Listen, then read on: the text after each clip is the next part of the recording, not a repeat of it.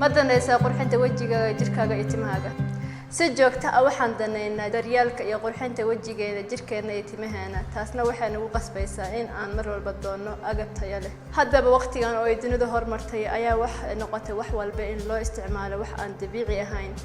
ayadoon la fiirin dhibka inoo geysan karto wixii dabiiciga ahaana laga fogaaday oo la iloobay sababaha taas keentay ka mid yihiin in alaabta dabiiciga ah aan la helin haddii la helana ay aad qaali u yihiin ma ogtahay Fati Natural Beauty inaad ka heli kartid agabyo ka samaysan formulooyin dabiici ah formulooyinkaas waxyaabaha ugu waaweyn oo ay ka samaysan yihiin waxaa ka mid ah dacarta malabka shaaha cagaaran saliidda calendula saliidda jojoba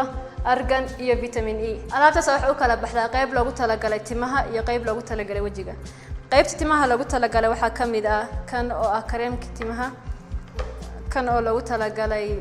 nafaqada timaha ah iyo shaambada timaha alaabta wajiga loogu talagalay waxa ka mid ah kuwa loogu talagalay wajiga dufanka leh iyo wajiga qalan mid loogu talagalay oo waxay kala leeyihiin shaambadii wajiga nafaqadii wajiga iyo kareemkii wajiga loogu talagalay